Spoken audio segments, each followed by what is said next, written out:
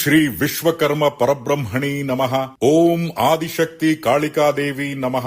ಓಂ ಶ್ರೀ ಸಿದ್ದಪ್ಪಾಜಿಯೇ ನಮಃ. ಓಂ ಶ್ರೀ ಮೌನೇಶ್ವರಾಯ ನಮಃ. ಓಂ ಶ್ರೀ ವೀರ ಬ್ರಹ್ಮೇಂದ್ರ ಸ್ವಾಮಿಯೇ ನಮಃ. ಓಂ ಶ್ರೀ ವಿಶ್ವಕರ್ಮ ಪರಬ್ರಹ್ಮಣಿ ನಮಃ. ಓಂ ಆದಿಶಕ್ತಿ ಕಾಳಿಕಾದೇವಿ ನಮಃ. ಓಂ ಶ್ರೀ ಸಿದ್ದಪ್ಪಾಜಿಯೇ ನಮಃ. ಓಂ ಶ್ರೀ ಮೌನೇಶ್ವರಾಯ ನಮಃ. ಓಂ ಶ್ರೀ ವೀರ ಬ್ರಹ್ಮೇಂದ್ರ ಸ್ವಾಮಿಯೇ ನಮಃ. ಅದರಿಂದ ಅದು ಬಹಳ ಕಡಿಮೆ ಅಂತ ಯಾರು ತಿಳ್ಕೋಬಾರ್ದು. ಅದಕ್ಕೋಸ್ಕರ ಶಾಲ ಹಾಕ್ಲಿಲ್ಲ ನಿಮಗೆ, ಬಾವುಟ ಹಾಕಿದ. ಅದಕ್ಕೆ ನಮ್ಮ ಸಮಾಜದ 5 ಬಣ್ಣ ಇರುವಂತ ಒಂದು ಧ್ವಜವನ್ನ ನಿಮ್ಮ ಹೆಗಲ್ಗೆ ಹಾಕಿರೋದು. ನಿಮ್ಮ ಹೆಗಲ ಮೇಲೆ ಅದು ಬಿತ್ತು ಅಂದ್ರೆ ಸಮಾಜದ ಋಣ ನಿಮ್ಮ ಮೇಲಿದೆ ಅಂತ ಅರ್ಥ. ಅದು ಗೊತ್ತಾಯ್ತಾ? ಅದಕ್ಕೆ ಈಗ ನೀವು ಊಟ ಹಾಕಿದ್ರೆ ಆ ಯಾರು ಮುಖಂಡರುಗಳಿದ್ದಾರೆ ಅವರೆಲ್ಲರೂ ನಿಮಗೆ ಎಲ್ಲಾ ವಸ್ತುಗಳನ್ನ ಕೊಡುವಂತ ವ್ಯವಸ್ಥೆ ಮಾಡಿಸ್ತೇವೆ. ಏನೋ ನಿಮಗೆ ಧ್ವನಿ ಬರ್ಲಿ ಅಂತ ನಮ್ಮ ಆಯಸೆ ಕಳ್ಕೊಂಡಿದ್ದೀವಲ್ಲಯ್ಯ. ನೀವು ಕೂಗೋದೇ ಕಷ್ಟ ಅಂದ್ರೆ ಇನ್ಯಾವಾಗ ನೀವೆಲ್ಲ ತಗೊಳೋದು? 25 ವರ್ಷದಿಂದ ಇದೇ ಕೆಲಸ ಮಾಡ್ತಾ ಇರೋದಲ್ಲ. ನೀವು ಎದಳಲ್ಲ, ನನ್ನನ್ನು ಎದಳಿಸೋದಿಲ್ಲ. ನೀವು ಮಲಗ್ತೀರಾ, ನಿಮ್ ಜೊತೆ ನಮ್ಮನ್ನು ಕ್ಲೋಸ್ ಮಾಡ್ತೀರಾ. ಹಂಗೆ ಅವರ ಅಧ್ಯಕ್ಷತೆಯಲ್ಲಿ ಕಾರ್ಯಕ್ರಮ ಮಾಡಬೇಕು ಅಂತ ತೀರ್ಮಾನವನ್ನು ನಾನು ತಗೊಂಡಿದ್ದೇನೆ. ಅದಕ್ಕೆ IC ಪಂಚಾಯತ್ ಇವತ್ತು ಅಧ್ಯಕ್ಷತೆಯನ್ನು ವಹಿಸ್ಕೊತಾರೆ. ಈ ಕಾರ್ಯಕ್ರಮದ ನಡೆಯೋದಕ್ಕಿಂತ ಮುಂಚೆ ಅವರು ಬಂದು ಆಸೀನರಾಗ್ತಾರೆ. ನಿಮಗೆ ಮಾಹಿತಿ ಇರಲಿ, ಹುಡುಗರಿಗೆ ಮಾಹಿತಿ ಇರಲಿ, ನೀವೆಲ್ಲ ಇನ್ನೂ ಬಾಳಿ ಬದುಕಬೇಕಾಗಿರುವಂತವ್ರು.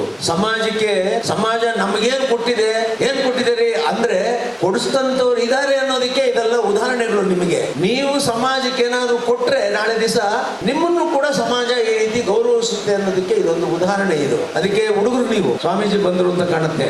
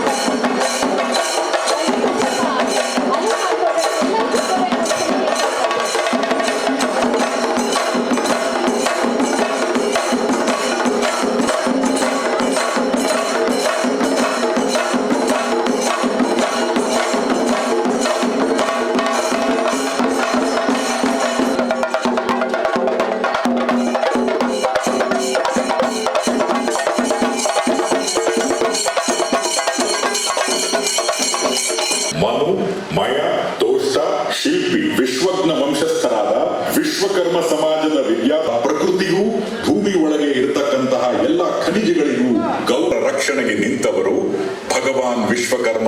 25 ವರ್ಷಗಳ ಹಿಂದೆ KP ನಂಜುಂಡಿಯವರು ನಿಮ್ಮಗಳನ್ನೆಲ್ಲ ಸೇರಿಸಿಕೊಂಡು ಈ ನಾಡಿನ ಇಡೀ ದೇಶ ಕರ್ನಾಟಕದ ವಿಶ್ವಕರ್ಮರನ್ನು ನೋಡುವಂತೆ ಮಾಡಿದರು.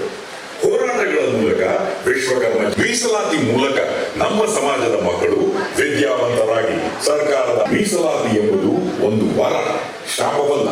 ಜಾತಿಗೂ ಕೂಡ ನಮ್ಮ KP ನಂಜುಂಡಿ ಸರ್ ಅವರ ಬಹಳ ಸಹಕಾರ ಮಾಡ್ತಿದ್ರು. ಡ್ಯಾನ್ಸ್ ಮಾಡಿದ್ರೆ ಹೀಗೆ ಮಾಡಬೇಕು ಅಂತ ಹೇಳಿ ಅವ್ರಿಗೂ ಕೂಡ ಧನ್ಯವಾದಗಳನ್ನು ತಿಳಿಸ್ತಾ ನಮ್ಮ ಕಾರ್ಯಕ್ರಮವನ್ನ ಮತ್ತೆ ಮುಂದುವರಿಸ್ತಾ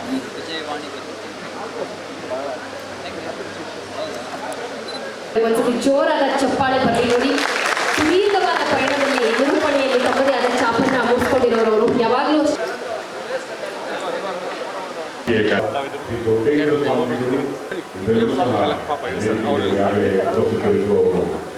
ಹಾಗಾಗಲೇ ನಾನು 2 ಬಾರಿ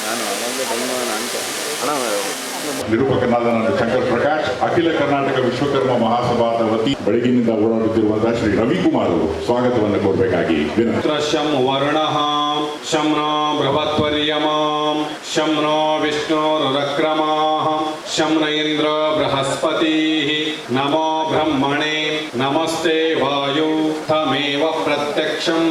ಬಂದಿದ್ದಾರೆ, ಅವರು ಕೂಡ ವೇದಿಕೆ ಬಂದಿದ್ದಾರೆ. ಅವಂಚ ನಮ್ಮ ಸಮಾಜದ ಮುಖ್ಯ ಅಂತ ಹೇಳ್ಬೇಕಾಗ್ತದೆ. ನೀವೆಲ್ಲ ಚಪ್ಪಾಳೆ ಹೊಡಿಬೇಕು, ಅವರಿಗೆ ಹೂಗುಚ್ಚ ಕೊಟ್ಟು ಬರಮಾಡ್ಕೋಬೇಕು. ನಮ್ಮ ರಘು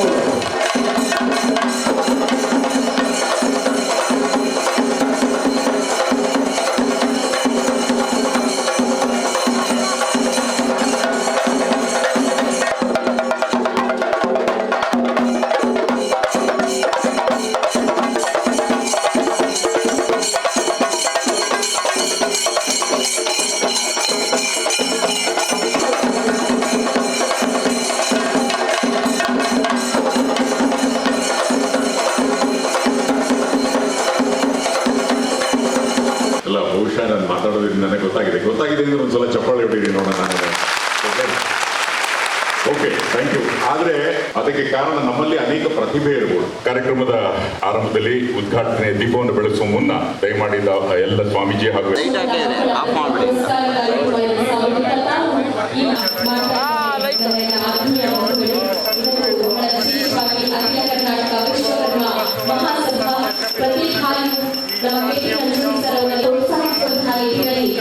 ಮಕ್ಕಳ ಪ್ರತಿಭಾ ಪುರಸ್ಕಾರ ಕಾರ್ಯಕ್ರಮ 2025 ಸಲ್ಲಿಸಿ ಇದೀಗ ಸಮ್ಮುಖದಲ್ಲಿ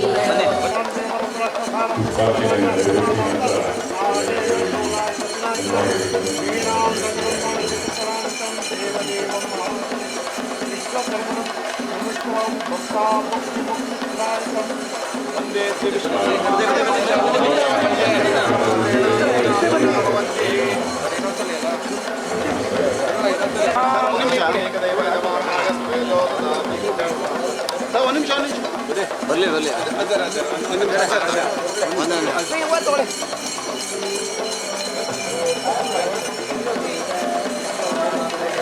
ಸರ್ ಒಂಚೂರು ಈ ಕಡೆ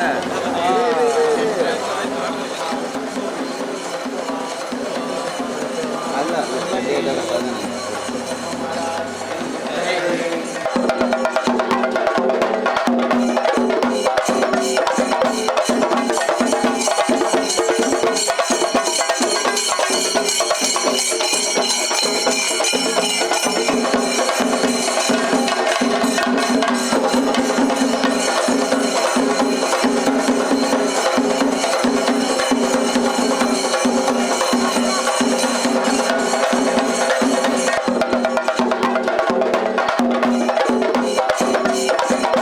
ಕಾಳಿಕಾದೇವಿಯನ್ನ ಅಜ್ಜಯ್ಯನನ್ನ ಮನಸ್ಸಿನಲ್ಲಿ ಪ್ರಾರ್ಥನೆ ಮಾಡುತ್ತಾ ರಾಜ್ಯ ಮಟ್ಟದ ಮಕ್ಕಳ ಪ್ರತಿಭಾ ಪುರಸ್ಕಾರದ ಈ ಕಾರ್ಯಕ್ರಮದ ಮೇಲೆ ಕುಳಿತಿರ್ತಕ್ಕಂಥ ನಮ್ಮ ಸಮಾಜದ ಸ್ವಾಮೀಜಿಗಳಾದಂಥ ನಾಗಮೂರ್ತಿಯಿಂದ ಸ್ವಾಮೀಜಿಗಳವರೇ, ನೀಲಕಂಠ ಸ್ವಾಮೀಜಿಗಳವರೇ, ದೊಡ್ಡೇಂದ್ರ ಸ್ವಾಮೀಜಿಗಳವರೇ, ಗುರುನಾಥ ಸ್ವಾಮೀಜಿಗಳವರೇ, ಶಂಕರಾತ್ಮಾನಂದ ಸ್ವಾಮೀಜಿಗಳವರೇ, ನಾಗಲಿಂಗ ಸ್ವಾಮೀಜಿಗಳೇ, ವಿಶ್ವೇಂದ್ರ ಸ್ವಾಮೀಜಿಗಳವರೇ, ಈ ಅರ್ಥಪೂರ್ಣ ಕಾರ್ಯಕ್ರಮದಲ್ಲಿ ಇಡೀ ದೇಶ, ಇಡೀ ರಾಜ್ಯ, ಇವತ್ತು ಕರ್ನಾಟಕದ ಪ್ರತಿಯೊಂದು ಮನೆಯಲ್ಲೂ ಕೂಡ ರಾಜಕೀಯ ಮಾತಾಡೋದಕ್ಕಿಂತ ಮುಂಚೆ ಅಜ್ಜಯ್ಯನವರ ಜ್ಞಾಪಕವನ್ನ ಕರ್ನಾಟಕದ ಜನತೆ ನೆನಪಿಸಿಕೊಂಡು ಮಾತಾಡ್ತಾ ಇದ್ದಾರೆ.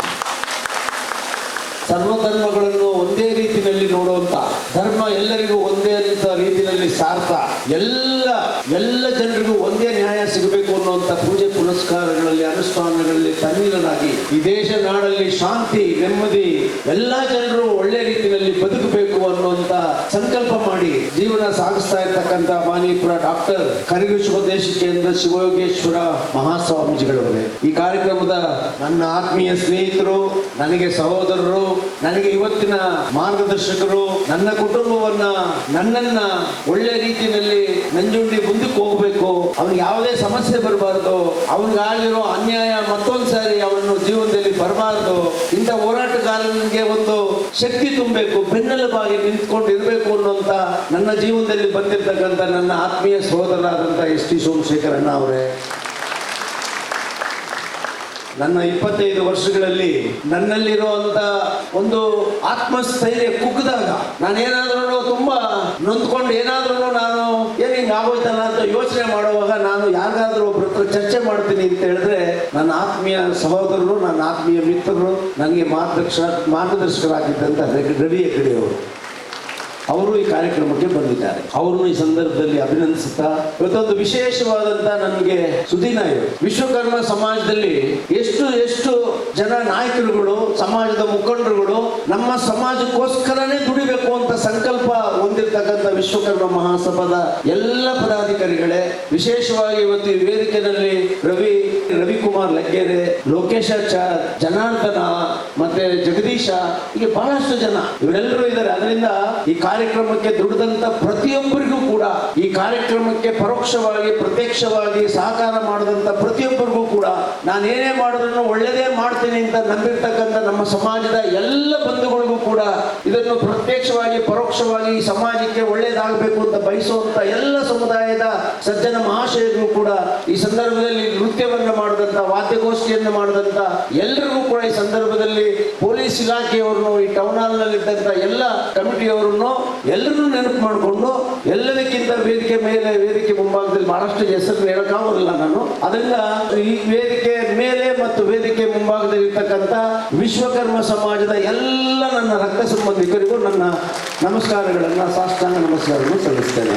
ಇವತ್ತು ಈ ಒಂದು ಕಾರ್ಯಕ್ರಮ ನನಗೆ ಮಾರ್ಗದರ್ಶನ ಅಂತ ಹೇಳಿದ್ರೆ ನಮ್ಮ ಎಸ್ ಟಿ ಸೋಮಶೇಖರ್ ಅವರು DK ಶಿವಕುಮಾರ್ ಅವರ ಕಾರ್ಯಕ್ರಮವನ್ನು ನೋಡಿ ಉತ್ತೇಜನಗೊಂಡು ಅವರ ಕಾನ್ಸ್ಟಿಟ್ಯೂನ್ಸಿನಲ್ಲಿ ಎಲ್ಲಾ ಕಡೆನೂ ಕೂಡ ಹಲವಾರು ಕಾರ್ಯಕ್ರಮಗಳನ್ನ ಮಾಡುವಾಗ, ಬಹಳ ವರ್ಷಗಳಿಂದ ನಾನು ಈ ಸಮಾಜಕ್ಕಾಗಿ ಹೋರಾಟ ಮಾಡಿ ಏನೇ ಮಾಡಿದ್ರು ನಮ್ಮವ್ರು ಎಚ್ಚೆತ್ಕೊಡ್ತಾನೆ ಇಲ್ವಲ್ಲಯ್ಯ ಅಂತ ಅನ್ನೋವಾಗ, ಇಲ್ಲ ನಂಜುಂಡಿ ನೀನು ಮಾಡಬೇಕು ಪಾಪ, ನಿಮ್ಮ ಸಮಾಜದಲ್ಲಿ ಯಾರು ಇಲ್ಲ, ನೀನು ನೀನು ಮುಂದಾಳತ್ವ ವಹಿಸ್ಕೋಬೇಕಪ್ಪ ಅಂದಾಗ ನಾನು ಪ್ರಾರಂಭ ಮಾಡಿದ್ದೆ ವಧುವರರ ಸಮಾವೇಶ. ಅದಾದ ನಂತರ ಎಲ್ಲ ಮಕ್ಕಳಿಗೆ, ಎಲ್ಲ ಸಮಾಜದವರು ಸಂಘಟನೆ ಮೂಲಕ, ಅವರವರ ಸಂಘಗಳ ಮೂಲಕ SLC, PUC, ಡಿಗ್ರಿ ಎಲ್ಲ IAS, IPS ಪರೀಕ್ಷೆಗಳಲ್ಲಿ ನಮ್ಮ ಸಮಾಜ, ಅವರವರ ಸಮಾಜದ ಮಕ್ಕಳುಗಳನ್ನ ಅವರು ಪ್ರೋತ್ಸಾಹ ಕೊಟ್ಟು ಬೆಳೆಸುವಾಗ ನನಗೆ ಚುರುಕಂದಿದ್ದು 25 ವರ್ಷ ನಾನು ನನ್ನ ಆಯಸ್ಸನ್ನು ಕಳ್ಕೊಂಡೆ, 100 ಕೋಟಿ ಕಳ್ಕೊಂಡೆ, ಎಲ್ಲ ಕಳ್ಕೊಂಡೆ. ಕೊನೆಗೆ ನಾನು ಮಾಡದೆ ಉಳಿದಿರೋದು, ನಾನು ಹೇಳ್ಬೇಕು ಅಂತ ಇದನ್ನ ಹೇಳ್ಬೇಕಾಗಿರೋದು ವಿದ್ಯಾರ್ಥಿನಿಗೆ ಅನ್ನುವಂತ ನನಗೆ ಅದೇನಂದ್ರೆ ಅದು ಜ್ಞಾನೋದಯ ಆಯ್ತು ನನಗೆ. ಅದಕ್ಕೋಸ್ಕರ ಈ ವರ್ಷ SSLC ಮತ್ತೆ PUC ನಲ್ಲಿ ಪಾಸ್ ಆದಂತ ಎಲ್ಲ ಮಕ್ಕಳುಗಳು ಕೂಡ ಒಂದು ಪ್ರೋತ್ಸಾಹ ಕೊಡಬೇಕು. ನಮ್ಮ ಸಮಾಜದಲ್ಲಿ ಇರ್ತಕ್ಕಂಥ ಎಲ್ಲ ಸಮಸ್ಯೆಗಳನ್ನ, ನಾವು ಯಾಕೆ ಸಾಮಾಜಿಕ ನ್ಯಾಯದಿಂದ ದೂರ ಇದ್ದೀವಿ ಅನ್ನೋ ವಿಚಾರವನ್ನ 25 ವರ್ಷ ಹೇಳಿದ್ರು ಕೇಳದೆ ಇರ್ತಕ್ಕಂಥ ನಮ್ಮ ಸಮಾಜದ ನಾಯಕರುಗಳು, ಕುಲಬಾಂಧವರಿಗೆ ಹೇಳಿ ಸಾಕಾದ ಮೇಲೆ ನನಗನ್ಸಿತ್ತು ನಿಮ್ಗೆ ಹೇಳ್ಬೇಕು ಅದನ್ನ ಅಂತ. 25 ವರ್ಷದಿಂದ ಆಯ್ತು, ನಂದು ವಯಸ್ಸಾಯ್ತು, 60 ಆಯ್ತು. 60 ಆದ್ರೂ ಈ ಸಮಾಜಕ್ಕೆ ಒಬ್ಬ ನಾಯಕ ಹುಟ್ಟಿಲ್ಲ ನನಗೆ ಕಣ್ಣೆದುರುಗಡೆ. ಕೆಲವರೆಲ್ಲ ಬೆಳೆಸ್ತೀನಿ, ಎಲ್ಲ ಮೋಸಗಾರರಾಗೋಗ್ತಾರೆ. ಸಮಾಜಕ್ಕೆ ಏನ್ ಮಾಡ್ಬೇಕು ಅದನ್ನ ಬಿಟ್ಟು ಅವ್ರಿಗೆ ಏನ್ ಬೇಕೋ ಮಾಡಕ್ ಹೋಗ್ತಾರೆ, ಹಳೆದಲ್ಲಿ ಬಿದ್ದು ಅವರು ಹಾಳಾಗೋಗ್ತಾರೆ. ಇದನ್ನೆಲ್ಲ ನೋಡಿ ಯಾರಾದ್ರೂ ಒಬ್ರು ಬೇಕಲ್ಲ ಈ ಸಮಾಜಕ್ಕೆ ಕಟ್ಕೊಂಡು ಹೋಗೋನ್ಗೆ. ಏನಾದ್ರೂ ಇನ್ನೊಬ್ಬ ಪವಾಡ ಪುರುಷ ಸಿದ್ದಪ್ಪಾಜಿ ಬರ್ಬೇಕಲ್ಲ, ಮೌನೇಶ್ವರ ಬರ್ಬೇಕಲ್ಲ, ವೀರಬ್ರಹ್ಮೇಂದ್ರ ಸ್ವಾಮಿ ಬರ್ಬೇಕಲ್ಲ, ಅಟ್ಲೀಸ್ಟ್ ನಮ್ಮ ಕಸುಬುಗಳನ್ನ ಉಳಿಸುವಂತ ಒಬ್ಬ ನಾಯಕ ಕರ್ನಾಟಕದಲ್ಲಿ ಹುಟ್ಟಬೇಕಲ್ಲ ಅನ್ನುವಂತ ಆ ಅಭಾವಿನಲ್ಲಿ ಇವತ್ತು ನಾನು ನಿಮ್ಮಗಳಿಗೆ ನನ್ನ ಮಾತನಾಡಲಿರ್ತಕ್ಕಂಥ ನೋವನ್ನು ಹೇಳಬೇಕು ಅಂತ ನಾನು ಇವತ್ತು ಪ್ರಾಸ್ತಾವಿಕದಲ್ಲಿ ನಿಂತಿದ್ದೇನೆ. ಈ ರಾಜ್ಯದಲ್ಲಿ ನಾವು 35 ಲಕ್ಷ ಇದ್ದೇವೆ. ಮಕ್ಕಳ ನೀವು ತಿಳ್ಕೊಳ್ರಿ, ಈ ದೇಶವನ್ನ ಕಟ್ಟದಂತವರು ವಿಶ್ವಕರ್ಮ ಸಮಾಜದವರು. ಇದು ಶಂಕರ್ ಪ್ರಕಾಶ್ ಅವರು ಹೇಳಿದ್ರಲ್ಲ, 4 ನಿಮಿಷಗಳ ಅವರ ಮಾತಿನಲ್ಲಿ ಬಂದಂತ ಎಲ್ಲ ಪದಗಳನ್ನ ನನ್ನ ಹೃದಯದಿಂದ ಬಂದಂತ ಬರವಣಿಗೆಯಲ್ಲಿ ಅವರ ಮಾತುಗಳನ್ನ ಜೋಡಿಸಿದ್ದೇನೆ. ಅದರಲ್ಲಿ ಅದು ನೋವಿನ ಮಾತುಗಳವು. ಈ ದೇಶವನ್ನ ಕಟ್ಟದಂತ ವಿಶ್ವಕರ್ಮರಿಗೆ ನಾವೇ ಕಟ್ಟಂತ ಗುಡಿಗೊಬ್ಬರಿಗೆ ಒಳಗಡೆ ಪ್ರವೇಶ ಇಲ್ಲ. ನಮ್ಗೆ ಪ್ರಾಣ ಪ್ರತಿಷ್ಠಾಪನೆ ಮಾಡ್ತೀವಿ ಅನ್ನೋ ಒಂದೇ ಹೆಸರಿನಲ್ಲಿ ನಮ್ಮನ್ನ ಬಾಗಿಲಿಂದ ದೂರ ಇಡ್ತಾರೆ. ಈ ಸಮಾಜ 5 ಕೆಲಸಗಳ ಮೂಲಕ ಭಾರತ ದೇಶದ ಸಂಸ್ಕೃತಿ ಅಂತ ಹೇಳ್ತಾರೆ ವಿನಃ ಅದನ್ನ ಬೆಳೆಸಿದಂತ ನಮ್ಮನ್ನ ಕೈ ಬಿಟ್ಟು ಬಿಡ್ತಾರೆ. ನಮ್ಮ ಸಮಾಜದ ಮಕ್ಕಳು ವಿದ್ಯಾವಂತರು ಆಗೋದಕ್ಕೆ ಸಾಧ್ಯನೇ ಇಲ್ಲ ಅನ್ನೋಂಥ ಸ್ಥಿತಿಗೆ ರಾಜಕೀಯ ತಂದಿಟ್ಟಿದ್ದಾರೆ. ಇದನ್ನೆಲ್ಲ ಬದಲಾಯಿಸಬೇಕು ಅಂದ್ರೆ ನೀವೇ, ನಿಮ್ಮ ತಂದೆ ತಾಯಿಗಳು ಇವತ್ತಿನ ಕಷ್ಟವನ್ನ ನೀವು ಅರ್ಥಕೊಂಡು ಇಷ್ಟು ದೊಡ್ಡ ಅಂಕಗಳನ್ನು ತಗೊಂಡಿದ್ದೀರಾ ಅಂದ್ರೆ ನಿಮ್ಮ ರಕ್ತದಲ್ಲಿರುವಂತ DNA ಅದು. ನೀವು ವಿದ್ಯಾವಂತರಾಗದೇ ಇದ್ರೂ ಕೂಡ ಈ ದೇಶದ ಸಂಸ್ಕೃತಿಯನ್ನು ಉಳಿಸ್ತೀರಾ. ನೀವು ಓದದೇ ಇದ್ದಿದ್ರು ಕೂಡ ಈ ದೇಶವನ್ನ ಕಟ್ತೀರಾ. ನೀವು ಹಿಂದೆ ಈ ದೇಶವನ್ನ ಕಟ್ಟದಂತವ್ರು ಯಾರು ವಿದ್ಯಾವಂತರಲ್ಲ, ಯಾರು PhD ಮಾಡಿಲ್ಲ. ಆದ್ರೆ ಇತಿಹಾಸ ಹೇಳುತ್ತೆ, ಒಂದು ತಾಯಿ ತನ್ನ ಮಗುವನ್ನ ಭೂಮಿಗೆ ಇಟ್ಟೋವಾಗ್ಲೇ, ವಿಶ್ವಕರ್ಮರ ಒಂದು ಹೆಣ್ಣು ಮಗು ಒಂದು ಮಗುವನ್ನ ಭೂಮಿಗೆ ಕೊಡೋವಾಗ್ಲೇ, ಆ ಹುಟ್ಟೋವಾಗ್ಲೇ ಆ ಮಗು ಇಂಜಿನಿಯರ್ ಆಗಿ ಹುಡ್ತಾನೆ. ಇವತ್ತು ಮಹಾರಾಜರ ಕಾಲದಲ್ಲಿ ಕಟ್ಟಿರೋರೆಲ್ಲ PhD ಮಾಡಲಿಲ್ಲ. ಅವರ ಕೈ ಕೆಲಸ ಇಡೀ ದೇಶವನ್ನ ಕಟ್ಟಿರೋದು. ಯಾವ ಮರಗೆಲಸದಲ್ಲೂ PhD ಮಾಡಿಲ್ಲ, ಯಾವ ಕುರುಮೆ ಕೆಲಸ ಮಾಡೋದನ್ನು ಕೂಡ PhD ಮಾಡಲಿಲ್ಲ. ಅಲ್ಲಿನಲ್ಲಿ ಭಾರತ ದೇಶದ ಬೆನ್ನೆಲುಬು ರೈತ ಅಂದ್ರೆ, ಭಾರತ ದೇಶದ ರೈತನಿಗೆ ಬೆನ್ನೆಲುಬೆ ವಿಶ್ವಕರ್ಮ ಸಮಾಜದವರು. ಆದ್ರೆ ನಾವೆಲ್ಲಿದ್ದೀವಿ? ಸಂವಿಧಾನದ ಅರಿವು ಗೊತ್ತಿಲ್ಲ ನಮ್ಗೆ, ರಾಜಕೀಯ ಗೊತ್ತಿಲ್ಲ ನಮ್ಗೆ. ರಾಜರ ಕಾಲದಲ್ಲಿ ಏನೆಲ್ಲ ಅನುಭವಿಸಿದ್ವಿ, ರಾಜರನ್ನ ಬೆಳೆಸುವಂತ ಕೆಲಸ ಮಾಡಿದ್ವಿ ವಿನಃ ಯಾವ ಕಾಲಘಟ್ಟದಲ್ಲೂ ರಾಜರಾಗಲಿಲ್ಲ ನಾವು.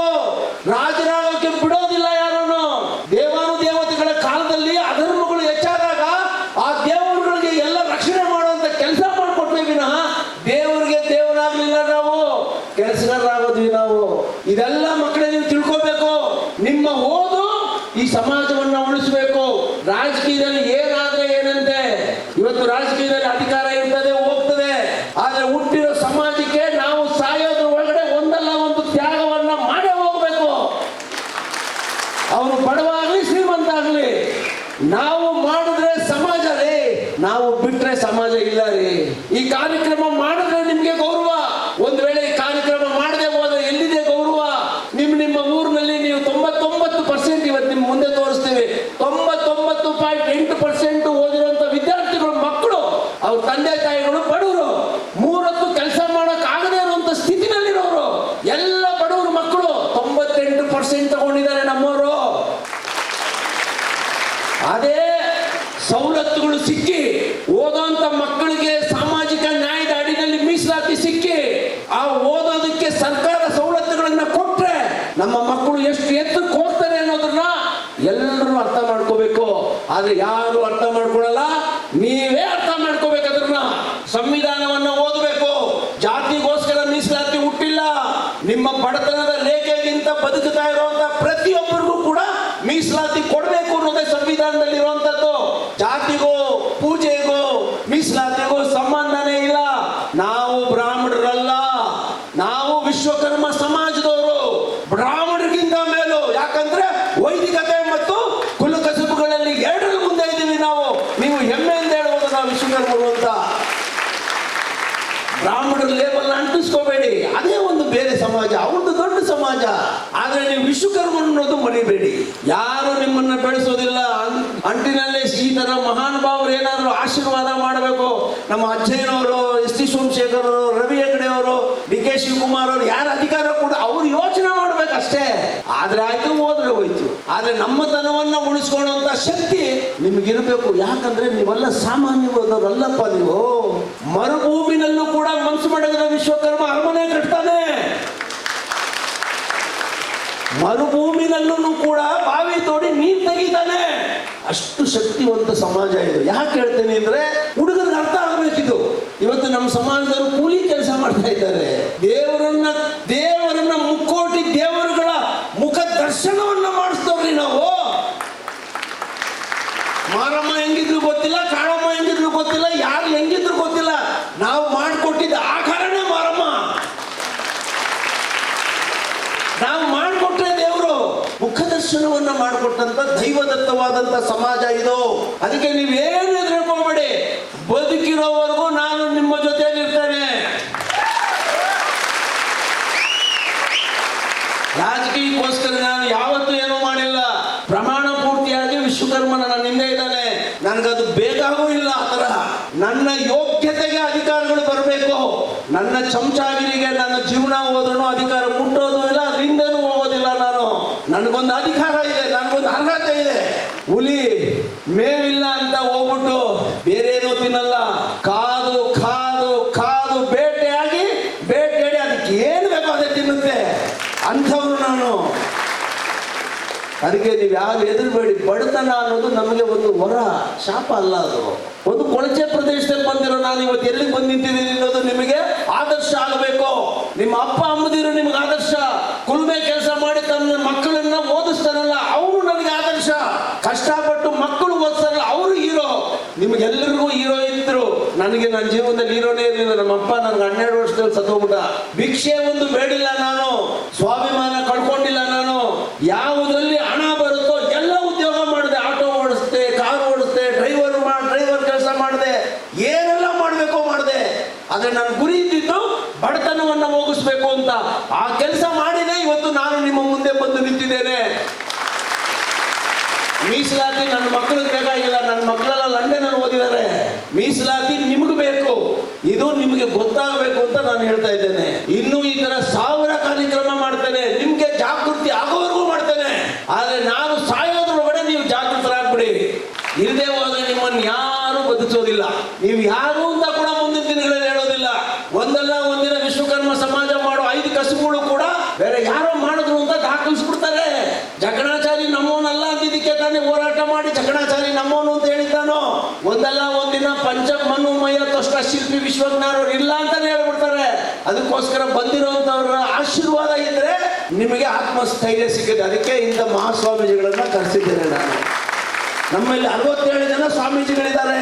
ಅವರ ಆಶೀರ್ವಾದ ಜೊತೆ ಇವರ ಆಶೀರ್ವಾದ ಇದ್ರೆ ನಮ್ಮ ಸಮಾಜಕ್ಕೊಂದು ಶಕ್ತಿ ಬರುತ್ತೆ. ಅದರಿಂದ ನಿಮ್ಗೆಲ್ಲ ಹೇಳ್ತಾ ಇದ್ದೇನೆ, ನೀವು ಎಲ್ಲಿವರೆಗೂ ಓದ್ತಿರೋ ಓದ್ರಿ, ನಾನು ಎಲ್ಲಿವರೆಗೂ ನನಗೆ ಶಕ್ತಿ ಇದೆ ಹೋರಾಟ ಮಾಡ್ತೇನೆ, ನಿಮ್ಮನ್ನು ಓದಿಸ್ತೀನಿ ಅನ್ನೋಂಥ ಮಾತನ್ನು ನನ್ನ ಕೇಳಿ ಹೇಳಕ್ಕಾಗಲ್ಲ. ನಾನು ಅಷ್ಟು ದೊಡ್ಡವನಲ್ಲ. ನಾನು ಸರ್ಕಾರದಿಂದ ಕೊಡ್ಸೋದಕ್ಕೆ ಏನ್ ಬೇಕು ಹೋರಾಟ ಮಾಡ್ತೇನೆ. ಅಂತ ಆಶೀರ್ವಾದ ಆ ವಿಶ್ವಕರ್ಮ ನನಗೆ ಕೊಡ್ಲಿ, ಇವರ ಆಶೀರ್ವಾದ ನಿಮ್ಮಗಳ ಮೇಲಿರ್ಲಿ. ಇವತ್ತು DK ಶಿವಕುಮಾರ್ ಅವರು ಈ ರಾಜ್ಯದ ಮುಖ್ಯಮಂತ್ರಿ ಆದ್ರು. ಅವರು ಕುಂತ್ರು ಅಜ್ಜಯ್ಯ, ನಿಂತರು ಅಜ್ಜಯ್ಯ, ಮಲಗಿದ್ರು ಅಜ್ಜಯ್ಯ, 24 ಗಂಟೆನೂ ಅಜ್ಜಯ್ಯ ಅನ್ನುವಂತ ಮಹಾನ್ ಪವಾಡ ಪುರುಷನ ಆ ಗುರುವಿನ ಆಶೀರ್ವಾದ, ಆ ಪೀಠದ ಅಧ್ಯಕ್ಷರು ಇವತ್ತು ನಿಮ್ಮ ಮುಂದೆ ಬಂದು ಕೂತಿದ್ದಾರೆ ಸ್ವಾಮೀಜಿಗಳು. ಇವರು ಮುಟ್ಟಿದ್ರೆ ನಿಮ್ಮ ಬದುಕೆ ಬೇರೆ ಆಗುತ್ತೆ. ಇವರು ಇವ್ರ ಆಶೀರ್ವಾದ ಮಾಡಿದ್ರೆ ಯಾರು ಹೆಂಗೋ ಹೋಗ್ತಾರೆ. ಅದಕ್ಕೆ ನಾನು ಬೇಡ್ಕೊಂಡು ಹೇಳಿದೆ, ನೀವು ಬಂದು ನಮ್ಮ ಮಕ್ಕಳಿಗೆ ಒಂದು ಆಶೀರ್ವಚನ ಮಾಡಿ, ಈ ಸಮಾಜವನ್ನು ಕಟ್ಟೋ ಮಕ್ಕಳವರು, ಅವರು ಬದುಕು ಚೆನ್ನಾಗಾಗ್ಲಿ ಬನ್ನಿ ಗುರುಗಳೇ ಅಂದೆ. ನಾನು ಬರ್ತೀನಿ ಬಿಡಿ ನಂಜುಂಡಿ ಅಂತ ಹೇಳಿ ಆ ರಾಜು ಅವ್ರು ಕರೆದು, ಅಜ್ಜ ನಮ್ಮ ಕಾರ್ಯಕ್ರಮ ಅದು ಅಂದ್ರು. ಯಾರಿಗಿದೆ ರೀ ಅದು? ನಿಮ್ ಕಾರ್ಯಕ್ರಮ ಎಲ್ಲಿ ಅಂತ ಹೇಳಿಲ್ಲ ಅವರು. ನಮ್ಮ ಕಾರ್ಯಕ್ರಮ ಅದು, ನೀವು ಸಮಯ ಮಾತ್ರ ಹೇಳಿದ್ರು. ನಾನು ನೊಣಕೆರೆ ಬರ್ತೀನಿ ಸ್ವಾಮಿ ಬದಿ ಅಂತ ಹೇಳಿದೆ. ನೋ, ಬರಕ್ಕೆ ಹೋಗ್ಬೇಡಿ ರಾಜು, ಬರಕ್ಕೆ ಹೋಗ್ಬೇಡಿ, ಬನ್ನಿ ವಾಟ್ಸಾಪ್ ಹಾಕಿ ನಾನು ಬರ್ತೀನಿ ಅಂದ್ರು. ಇದು ಸಮಾಜದ ಮೇಲಿರುವಂತದ್ದು, ನಮ್ಮ ಸಮಾಜದ ಮೇಲೆ ಅವ್ರಿಗಿರುವಂತದ್ದು. ಅವರ ದೇವಸ್ಥಾನಗಳನ್ನೆಲ್ಲ ನಮ್ಮವರೇ ಮಾಡ್ಕೊಟ್ಟಿರೋದು. ಅದು ಗೊತ್ತಿದೆ ಅವರಿಗೆ, ಈ ಸಮಾಜ ಉಳಿಬೇಕು ಅಂತ ಅವ್ರಿಗೆ ಗೊತ್ತಿದೆ. ಅದರಿಂದ ಇಂಥ ಪವಾಡ ಪುರುಷರ ಸಾನ್ನಿಧ್ಯದಲ್ಲಿ ಇವತ್ತು ನೀವೆಲ್ಲ ಇಂಥ ದೊಡ್ಡ ಕಾರ್ಯಕ್ರಮದಲ್ಲಿ ಭಾಗವಹಿಸಿದ್ರೆ ನಿಮಗೆಲ್ಲರಿಗೂ ಒಳ್ಳೇದಾಗುತ್ತೆ ಮುಂದಿನ ದಿನಗಳಲ್ಲಿ. ನಾನು ಏನ್ ಹೇಳ್ತೀನೋ ಅದನ್ನ ಕೇಳಿ, ಸರಿ ಇದ್ರೆ ಕೇಳಿ, ಸರಿ ಇದ್ರೆ ಬಿಟ್ಬಿಡಿ. ಆದ್ರೆ ನಿಮ್ಮ ಬದುಕಿಗೆ ಯಾವುದೋ ಒಂದು ಬೇಡವಾದ ವಿಚಾರಗಳನ್ನ ತಗೊಂಡು ಬಂದು ಅನ್ಯಾಯಕ್ಕೆ ಒಳಗಾಗಬೇಡಿ. ನಿಮ್ಗೆಲ್ರಿಗೂ ಒಳ್ಳೇದಾಗಲಿ ಅಂತೇಳಿ ಮತ್ತೊಂದ್ಸರಿ ಎಲ್ರಿಗೂ ನನ್ನ ಸಾಷ್ಟಾಂಗ ನಮಸ್ಕಾರಗಳನ್ನ ಸಲ್ಲಿಸಿ ನನ್ನ ಪ್ರಾಸ್ತಾವಿಕ ಮಾತನ್ನು ಮುಗಿಸ್ತೇನೆ. ದೊಡ್ಡದಾಗಿ ಮಾತಾಡಿದರೆ ಕ್ಷಮೆ ಇರಲಿ ಅಂತೇಳಿ ನನ್ನ ಮಾತನ್ನು ಮುಗಿಸ್ತೇನೆ. ಒಳ್ಳೆಯದಾಗಿ ಬಂಧುಗಳೇ, ಈಗ ನಾವು ವಿವಿಧ ಮಾರ್ಮಿಕವಾದ ಮಾತನ್ನ ಹೇಳಿದ್ರು. ಬಡವರಾಗಿ ಹುಟ್ಟೋದು ತಪ್ಪಲ್ಲ ಅಂತ. ಆದ್ರೆ ಈ ವಿದ್ಯೆಯ ಸಾಧನವನ್ನ ನೀವು ಅಲಂಕರಿಸಿ ಅದರಲ್ಲಿ ಮುಂದೆ ಬಂದ್ರೆ ಖಂಡಿತವಾಗ್ಲೂ ಬಡತನವನ್ನ ನೀಗಿಸಬಹುದು. ನಮ್ಮ ಕುಲಕಸಬು ಮುಜರಾಯಿ ಇಲಾಖೆ ಸಚಿವರು ವೇದಿಕೆಗೆ ಬಂದಿದ್ದಾರೆ. ಅವ್ರು ಬಂದಿದೆ ಗೊತ್ತಾಗಲಿಲ್ಲ ನಮಗೆ. ದಯಮಾಡಿ ಅವ್ರಿಗೆ ಒಂದು ಬಕ್ಕೆ ಕೊಡಿ. ಫಸ್ಟ್ ಬಕ್ಕೆ ತಗೊಂಬನ್ನಿ. ವೀರೇಶು, ಪ್ರಮೋದು ಹೋಗಿ, ಜಗದೀಶು,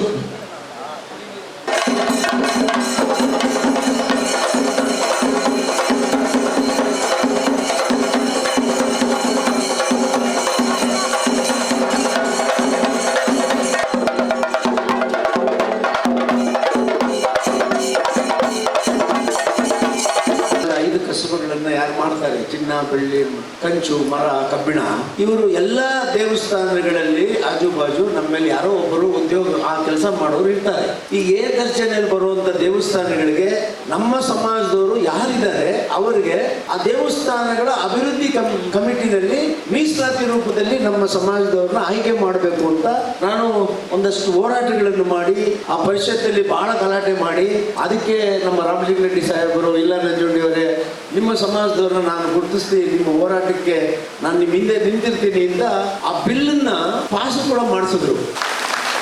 ಆ ಬಿಲ್ಲನ್ನು ಪಾಸ್ ಮಾಡಿಸಿದ್ರು. ಅಷ್ಟರಲ್ಲಿ ಏನಾಯ್ತಪ್ಪ ಅಂತ ಹೇಳಿದ್ರೆ, ಈ ಬಿಜೆಪಿನಲ್ಲಿ ಇರ್ತಕ್ಕಂಥ ಆ ಬಿಲ್ಲು ಎಲ್ಲ ದೇವಸ್ಥಾನಗಳ ಒಂದು ಪಕೆಟ್ ತರ ಅದರೊಳಗೆ ನಮ್ದು ಸೇರಿತ್ತು.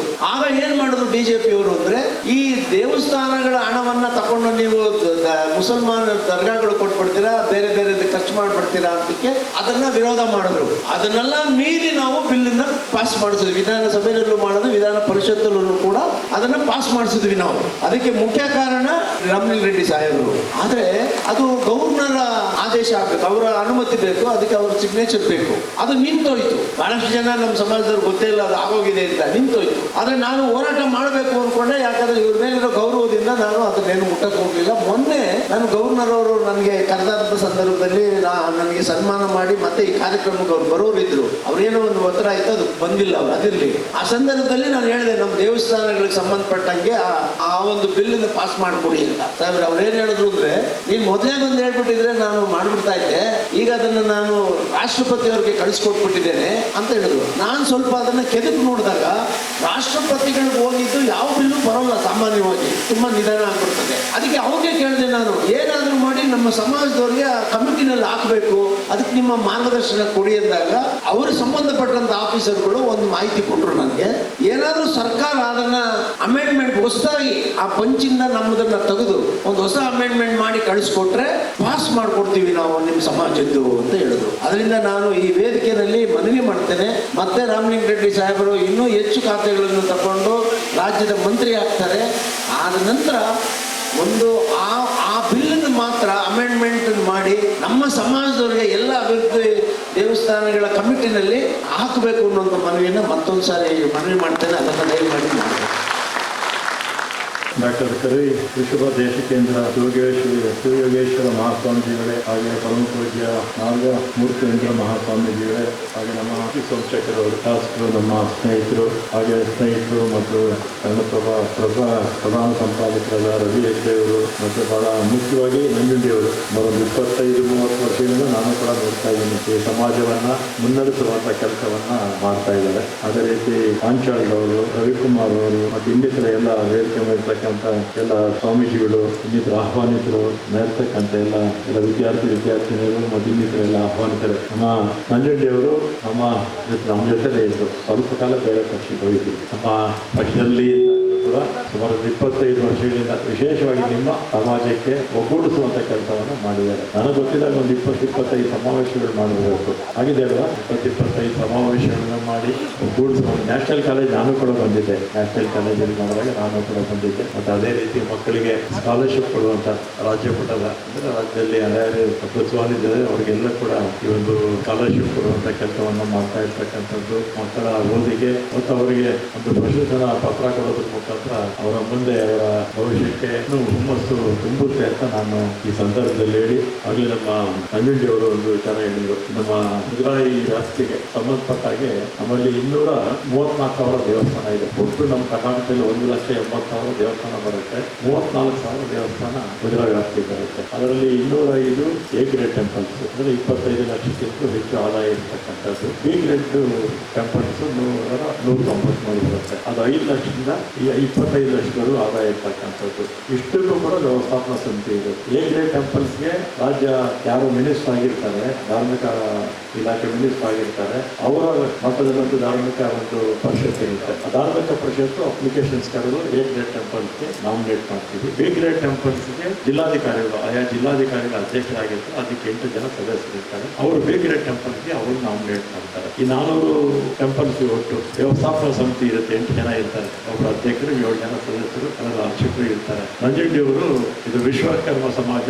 ಯಾಕಂದ್ರೆ ದೇವಸ್ಥಾನ ಕಟ್ಟೋರು ನಾವು, ಮತ್ತೆ ವಿಗ್ರಹಗಳು ಮಾಡೋರು ನಾವು, ಬಹುತೇಕ ಎಲ್ಲ ಕೆಲಸ ಕಾರ್ಯಗಳನ್ನ ನಮ್ಮ ಸಮಾಜದವರೇ ಹೆಚ್ಚಾಗಿ ಮಾಡ್ತಾರೆ. ಅದಕ್ಕೆ ನಮ್ಮ ಸಮಾಜಕ್ಕೆ ಒಂದು ಸ್ಥಾನ ನಿಗದಿ ಮಾಡಬೇಕು ಅಂತ ಅವರು ಕೇಳ್ಕೊಂಡ್ರು. ಆಮೇಲೆ ನಾನು ಬಿಲ್ಲು ತಂದೆ, ಅಸೆಂಬ್ಲಿನಲ್ಲಿ ಪಾಸ್ ಮಾಡಿಕೊಟ್ರು. ಅಸೆಂಬ್ಲಿನಲ್ಲಿ ಎಲ್ಲರೂ, ಅಶೋಕ್ ಅವರು ಎಲ್ಲರೂ ಕೂಡ ಪಾಸ್ ಮಾಡಿಕೊಟ್ರು. ಯಾಕೋ ವಿಧಾನ ಪರಿಷತ್ತಿಗೆ ಬಂದಾಗ ವಿರೋಧ ಮಾಡಿಬಿಟ್ರು ಬಿಜೆಪಿ. ಯಾವ ಕಾರಣಕ್ಕೆ ವಿರೋಧ ಮಾಡಿದ್ರೆ ಗೊತ್ತಿಲ್ಲ, ಅದು ವಿರೋಧ. ಆಮೇಲೆ ಬಿಜೆಪಿ ಅವರೆಲ್ಲ ವಿರೋಧ ಮಾಡಿದ್ರು ಕೂಡ ಇವರು ನಂಜುಂಡಿಯವರು ಬಿಜೆಪಿ ಪಕ್ಷದಲ್ಲೇ ಇದ್ರು. ಪಕ್ಷದಲ್ಲಿದ್ರು ಕೂಡ ಬಿಲ್ ಪರವಾಗಿ ಪಾಸ್ ಮಾಡಿದ್ರು. ಇದನ್ನ ಯಾವುದು ಈ ವಿಶ್ವಕರ್ಮ ಸಮಾಜಕ್ಕೆ ಎಲ್ಲಾ ದೇವಸ್ಥಾನಗಳಲ್ಲಿ ನಮ್ಮದು ದೇವಸ್ಥಾನ ಬರುತ್ತೆ. ಎ ಗ್ರೇಡ್ ಬಿ ಗ್ರೇಡ್ ಅಲ್ಲಿ ನಮ್ಮ ಸಮಾಜಕ್ಕೆ ಕೊಡಬೇಕು ಅಂತ ಇವರು ನಿಮ್ಮ ಪರವಾಗಿ ಹೋರಾಟ ಮಾಡಿದಂಥದ್ದು. ಆಮೇಲೆ ಅದನ್ನ ಗವರ್ನರ್ ಹೋಯ್ತು. ಗವರ್ನರ್ ಅವರು ಯಾಕೋ ಅದನ್ನ 2-3 ಸಲ ಕಳಿಸ್ಲಿ, ಅದನ್ನ ಅಪ್ರೂವ್ ಮಾಡಲಿಲ್ಲ.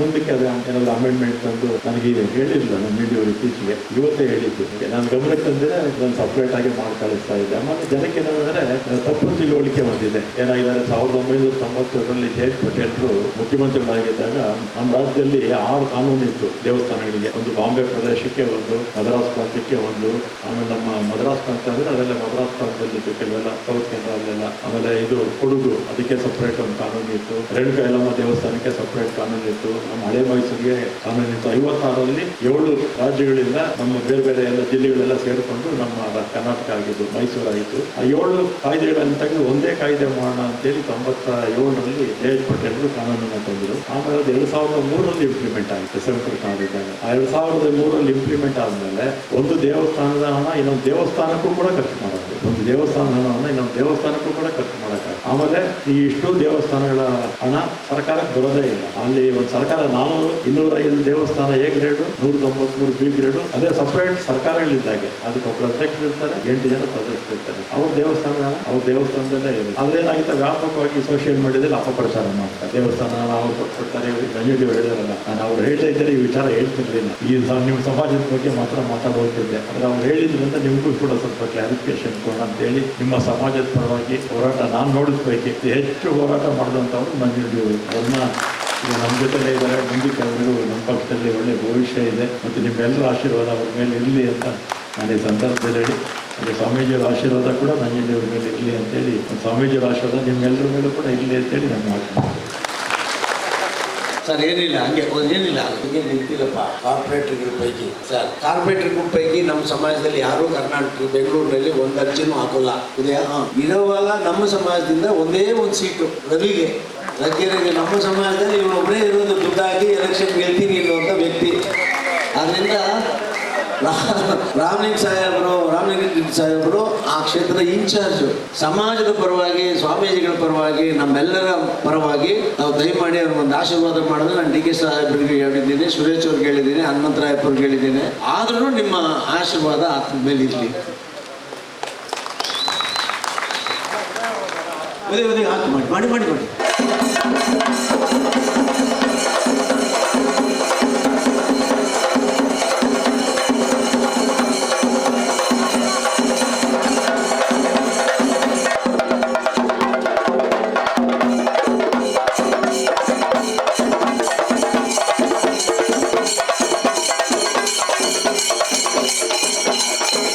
ಮಂಗಳೂರಿನ ಅನೇಕ ಹಿರಿಯರನ್ನ ಭೇಟಿ ಮಾಡಿ ಒಂದು ಸೊಲ್ಯೂಷನ್ ಹುಡುಕ್ತಕ್ಕಂಥ ಪ್ರಾಮಾಣಿಕ ಪ್ರಯತ್ನವನ್ನು ಮಾಡಿದರು. ಆಗಲಿಲ್ಲ. ಪ್ರತಿ ತಿಂಗಳು 75,000 ಯಾಕೆ ಹೇಳ್ತೀನಿ, ಯಾರು ಕೂಡ ಸಂಜೆಗೆ ಒಂದು ಆಕ್ತ ಪರಿಸ್ಥಿತಿ ಯಾರು ಬಿಡೋದು. ತನ್ನ ಜಾತಿಯವರಿಗೆ ಅವಮಾನ, ಈ ದೇಶದ ಪ್ರಧಾನಮಂತ್ರಿಗಳ ಮನೆತನ, ಈ ರಾಜ್ಯದ KP ನಂಜುಂಡಿ ಅವರು ಅತ್ಯಂತ ಪ್ರೀತಿಯಿಂದ ಎಲ್ಲ ಗಣ್ಯರ ಸಮ್ಮುಖದಲ್ಲಿ ಅವರಿಗೆ ಗೌರವವನ್ನು ಅರ್ಪಿಸ್ತಾ ಇದ್ದಾರೆ. ರವಿ ಹೆಗ್ಡೆ ಅವರಿಗೆ ಒಂದು ಜೋರಾದ ಚಪ್ಪಾಳೆ ಬರಬೇಕು.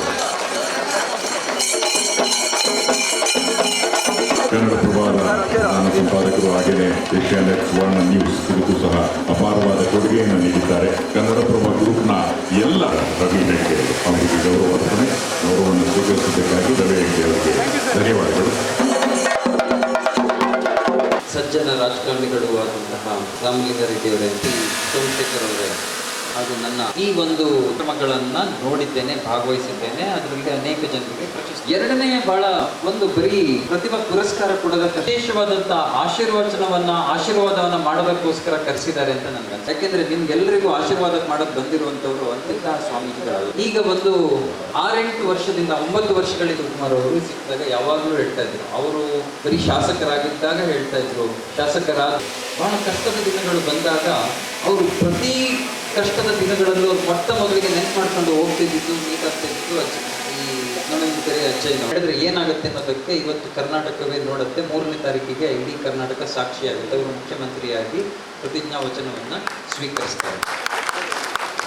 ಇಲ್ಲಿ ಕೂತಿರುವಂಥ ಎಲ್ಲ ವಿದ್ಯಾರ್ಥಿಗಳನ್ನು ನೋಡ್ತಾ ಇದ್ದಾಗ ಅನ್ಸುತ್ತೆ, ಇವರು ಪ್ರತಿಭೆ ಇನ್ನು ಎಲ್ಲಿಗೆ ಹೋಗಿ ಮುಟ್ಬೋದು ಇಂಥ ಸ್ವಾಮೀಜಿಗಳ ಆಶೀರ್ವಾದ ಸಿಕ್ಕಿದ್ರೆ ಅಂತ ನನ್ಗನ್ಸುತ್ತೆ.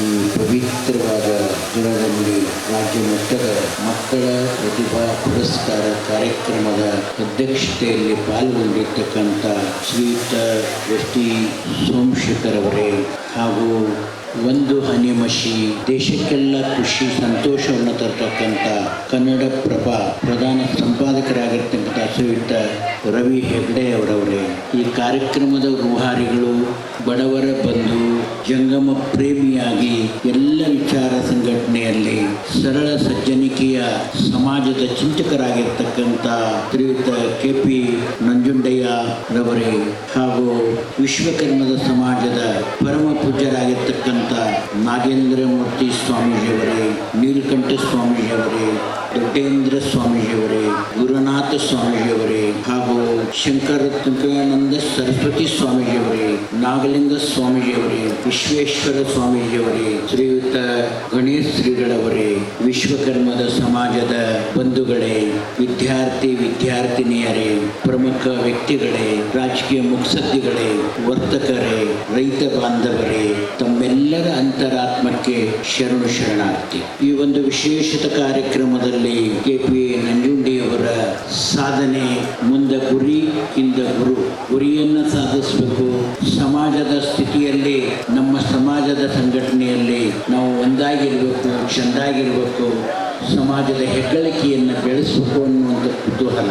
ನಂಜುಂಡಿಯವರು 3 ವರ್ಷದ ಹಿಂದೆ ಅವರ ಮನೆಗೆ ನನ್ನನ್ನು ಪಾದಪೂಜೆ ಕರ್ಕೊಂಡು ಹೋಗಿದ್ರು. ಅಜಯ್ನವರೇ, ಪರಿಸ್ಥಿತಿ ಬಹಳ ಗಂಭೀರ ಇರ್ತಕ್ಕಂಥದ್ದು, ನನಗೆ ತಮ್ಮೊಂದು ಆಶೀರ್ವಾದ ಬೇಕು ಅಂತ ಹೇಳಿ ಅವರ ಮನೆಗೆ ನಮ್ಮನ್ನು ಕರ್ಕೊಂಡು ಹೋಗಿದ್ರು. ಪಾದಪೂಜೆಯ ನಂತರ ಆಶೀರ್ವಾದವನ್ನು ದಯಪಾಲಿಸ್ಕೊಂಡು ಬಂದಿದ್ವಿ. ಆ ಆಶೀರ್ವಾದ ಕೃಪೆಯಿಂದ ನಂಜುಂಡಿಯವರು ಮತ್ತೆ ಮುಗುಳನಿಗೆ ಚಿಗುರನ್ನು ಹೊಡೆದು ಬೆಳೆದಿದ್ದಾರೆ. ಅದು ಅವರ ಮನಸ್ಸು ಸಾಕ್ಷಿ. ನೀನೊಲಿದ ಪಾದವನ್ನಿಟ್ಟ ನೆಲವೇ ಸುಕ್ಷೇತ್ರ, ಜಲವೇ ಪಾವನ ತೀರ್ಥ, ಸುಲಭ ಶ್ರೀ ಗುರುವೇ ಕೃಪೆಯಾಗುವಂತಕ್ಕಂಥ ಶರಣರ ನುಡಿಯಂತೆ ನಂಜುಂಡಿಯವರು ನಮ್ಮ ಶ್ರೀಮಠದ ಮಗನಾಗಿ ತನ್ನ ಸೇವೆ ನಿರಂತರದಲ್ಲಿ ಮಾಡತಕ್ಕಂಥವನಾಗಿದ್ದಾನೆ. ಪ್ರತಿ ಸೋಮವಾರ ನನ್ನನ್ನು ನಮ್ಮ ಪೀಠದ ನನ್ನ ದರ್ಶನ ಆಶೀರ್ವಾದ ಪಡಿತಕ್ಕಂಥವನಾಗಿದ್ದಾನೆ. ಆ ಒಂದು ವ್ಯವಸ್ಥೆಯಲ್ಲಿ ಅವನು ತನ್ನದೇ ಆಗಿರ್ತಕ್ಕಂಥ ಸಂಸಾರದ ಹೇಯಸ್ಥಳದಲ್ಲಿ ಇರ್ತಕ್ಕಂಥ ಬಾರದು, ಬಪ್ಪದು, ತಪ್ಪದು, ಸಂಸಾರದ ಹೇಯಸ್ಥಳದಕ್ಕಂಥ ಹಲವಾರು ಕಷ್ಟಗಳಲ್ಲಿ ನೊಂದು ಬೆಂದು ಅವನು ಪ್ರಾರಂಭದಲ್ಲಿ ಆಟೋ ಹೊಡೆದ, ಕಾರ್ ಹೊಡೆದ, ಕೂಲಿ ಮಾಡದ, ಎಲ್ಲ ಮಾಡ್ಕೊಂಡು ಚಿನ್ನದ ಅಂಗಡಿಯೊಳಗೆ ಸೇವಾ ಮಾಡ್ತಾ ಇದ್ದ. ಈ ಒಂದು ಸ್ಥಿತಿಯಲ್ಲಿ ಚಿನ್ನದ ವ್ಯಾಪಾರಿನೂ ಮನೆಗೆ ಏನಾಯ್ತಪ್ಪ ಅಂದ್ರೆ ಹೌಸ್ಫುಲ್, ಗಲ್ಲೆ ಖಾಲಿ, ಎಲ್ಲ ರೀತಿಯಿಂದನೂ ಬಡತನ ಬೇಗೆಯಲ್ಲಿ ಬೆಂದು ಬಂದಿದ್ದೆ. ಉತ್ತಮ ಉನ್ನತ ಮಟ್ಟಕ್ಕೆ ನಾನು ಬೆಳೆದು ಬಂದೆ ಅಂತಕ್ಕಂಥದ್ದಿತ್ತು. ಪುನಃ ಮತ್ತೆ ಆ ಪರಿಸ್ಥಿತಿ ನನಗೆ ಬಂದಿತ್ತು ಅಂತಕ್ಕಂಥ ಸನ್ನಿವೇಶಕ್ಕೆ ಅವನು ಯಾವತ್ತೂ ಬಂದರೂ ಕೂಡ ಶ್ರೀಮಠದಲ್ಲಿ, ನನ್ನ ಪೀಠದಲ್ಲಿ ಅವನು ಕೇಳಿದೇನು, ವಿಶ್ವಕರ್ಮ ಸಮಾಜದ ಬಂಧುಗಳಿಗೆ ಆ ಒಂದು ಸಮಾಜದ ಹೆಗ್ಗಳಿಕೆಯಲ್ಲಿ ನಾನು ಬೆಳೆದು ಬಂದಿದ್ದೀನಿ, ಹುಟ್ಟಿ ಬಂದಿದ್ದೀನಿ, ಆ ಸಮಾಜಕ್ಕೆ ಒಳ್ಳೆಯದನ್ನ ಆಶೀರ್ವಾದ ದಯಪಾಲಿಸ್ರಿ ಅಂತ ಕೇಳಿದಾನ ಹೊರತು ತನ್ನ ಸಂಸಾರದ ಚಿಂತೆಯನ್ನೆಂದು ಕೇಳಿಲ್ಲ. ತಾವು ಆಶೀರ್ವಾದ ಮಾಡಿದಿರಿ, ನನ್ನ ಮನೆ, ನನ್ನ ವ್ಯವಹಾರ ನಿಧಾನವಾಗಿ ಬೆಳೀತೈತಿ, ಪ್ರಶ್ನೆ ಏನಿಲ್ಲ. ನನ್ನ ಸಮಾಜ ಬೆಳಿಬೇಕು, ನನ್ನ ಸಮಾಜದ ಶಕ್ತಿ ನಾನು ತೋರಿಸ್ಕೋಬೇಕು ಅಂತಕ್ಕಂಥ ಸಮಾಜದ ಶಕ್ತಿ ಯುಗದ ಮಹಿಮೆಯಲ್ಲಿ ಬೆಳೆದಿದ್ದೈತೆ.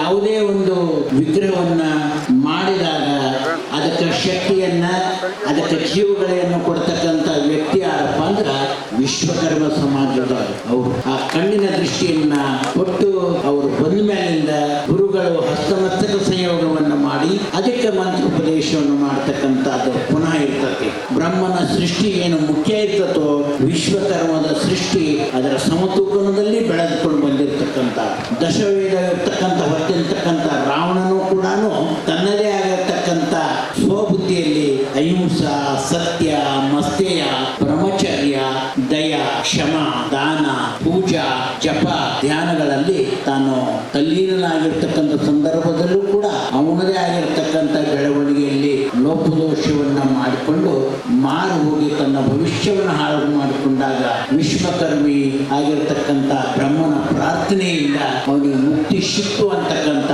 ಇತಿಹಾಸವನ್ನ ಕೇಳಿರ್ತಕ್ಕಂಥದ್ದಿದೆ, ನೋಡಿರ್ತಕ್ಕಂಥದ್ದಿದೆ. ಅಂತ ಒಂದು ವಿಶ್ವಕರ್ಮದ ಶಕ್ತಿ ಬಲವಾಗಿ ಬೆಳೀತಕ್ಕಂಥ ಸನ್ನಿವೇಶ ಹಂತ ಹಂತವಾಗಿ ಬೆಳ್ಕೊಂಡು ಬಂದಿರತಕ್ಕಂಥದ್ದು. ಇವತ್ತ ಈ ಒಂದು ಕಾರ್ಯಕ್ರಮಕ್ಕೆ ನೊಮಿನಿಟಿ ಶ್ರೀಗಳ ಅಧ್ಯಯನ ಕರೆದಿದ್ದೀರಾ. ಇವತ್ತಿನ ಬಂದಿರತಕ್ಕಂಥ ಪ್ರತಿಭಾವಂತ ವಿದ್ಯಾರ್ಥಿಗಳು ಏನು ಶ್ರೀಮಠದ ಆಶೀರ್ವಾದ ಪಡಿತಾರೋ ಅದನ್ನು ತಾವೆಲ್ಲ ಜ್ಞಾಪಕ ಇಟ್ಕೊಳ್ರಿ. ಇವತ್ತಿನ ಮಕ್ಕಳು ಮುಂದಿನ ಪ್ರಜೆಗಳಾಗಲಿ ಉತ್ತಮವಾಗಿರ್ತಕ್ಕಂಥ ಡಾಕ್ಟರ್ ಆಗ್ಬೋದು, ಇಂಜಿನಿಯರ್ ಆಗ್ಬೋದು, ರಾಜಕೀಯ ಮುತ್ಸದ್ದಿಗಳಾಗ್ಬೋದು, ಶ್ರೀಮಠದ ಆಶೀರ್ವಾದವನ್ನು ದಯಪಾಲಿಸ್ತೇವೆ. ಇವತ್ತಿನ ಇಷ್ಟೇ ಆ ಮಕ್ಕಳ ಹೆಸರು ಬರ್ತಿಟ್ಕೊಳ್ರಿ.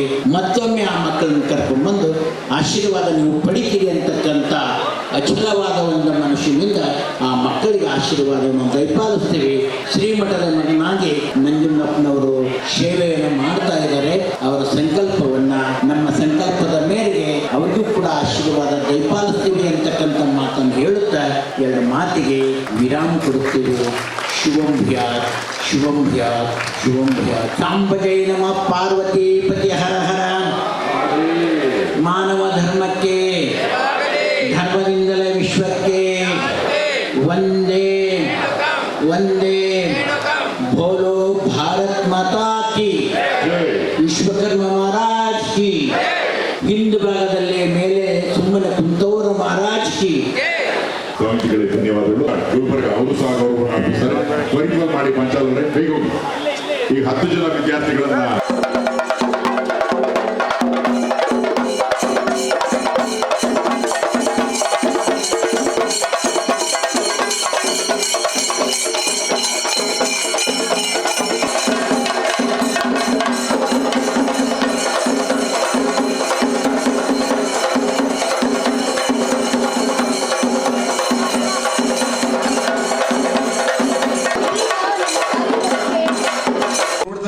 ಒಳ್ಳೆ ಹಾಡುಗಳು ಆಡ್ತಾ ಇದ್ದಾರೆ.